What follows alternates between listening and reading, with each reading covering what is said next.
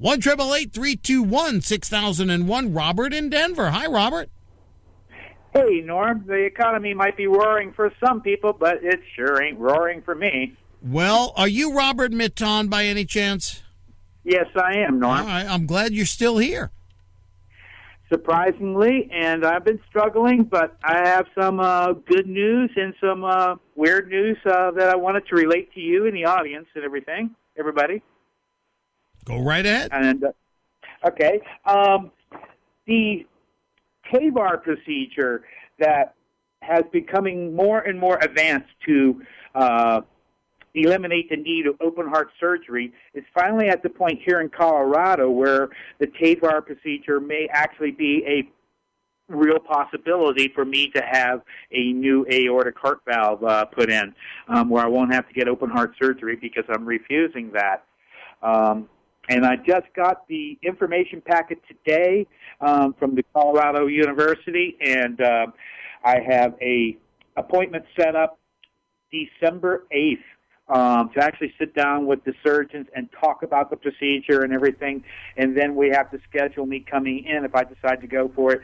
To actually, they'll have to go inside my heart and make some measurements and stuff through a vein, catheter, and then if I am a candidate, they can do this procedure. And the new procedure, they might not even go through my leg valve up through my heart, but actually through my rib cage and directly into the heart wall itself and do the replacement. That's the latest craze now, is to not go through the femoral artery, but to go through the rib cage. It's the latest thing, and they're developing it quickly.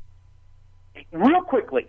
This was not available for me earlier this year. It just became available late summer. And so now I'm finally part of the queue where maybe this will be a possibility. But at the same time, I didn't think I was going to be lasting on this long, and money hasn't been going well. And so now I'm facing eviction this coming month. It's a crazy situation here. Well, how is your medical treatment going to get paid for? Well, that's good news. Thankfully for Obamacare, or the Affordable Care Act, I was given Medicaid earlier this year, and at first we weren't sure of what type of Medicaid that I have, and so Denver Health and the University of Colorado checked into it, and I have a type called RCCO, which allows me, that's Regional Care Collaborative Organization, that gives me complete full coverage even for something like this procedure. Well, so that's really awesome. See, there's Obamacare. There's Obamacare coming to the rescue. Yes. Could I tell my little story about how far back this goes? But I was living in Tennessee back in 1999 to 95. I knew that I was going to have this valve replaced back then. And you needed a heart valve. You needed a heart valve replaced, and you had a choice between a mechanical one, which would require blood thinners, or an animal's valve, and you went with the animal, right? Right. But see, in Tennessee, it's called TennCare, their healthcare system there. And since it's not an emergency situation, you don't go to the emergency room for this kind of a thing. This is something that's real planned out, and it's a slow thing. So there is nothing that could save my life there in Tennessee. But coming back to Denver, Denver has the best socialized medicine of any major city in the U.S., so they took care of my heart valve replacement completely for me when I was here the last time. And it was $64 for the surgeon and $72 for the hospital. Wow. Yeah, so socialized medicine is the only way to go to get care for everybody. It's just crazy, the systems that most of these people in other states have to go through. That's the reason why I came back here, was to get socialized medicine when I needed it. And thank goodness Obamacare kicked in now, where I'm going to have the best care available. This is really awesome.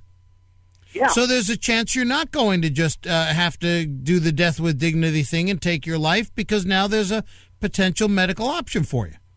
If I can hold on long enough, Norm, I tell you, it's getting rougher and rougher each week or so. It feels like there's more pain. It's like there's a tattoo going on inside my heart, where it's like a burning, moving kind of pain.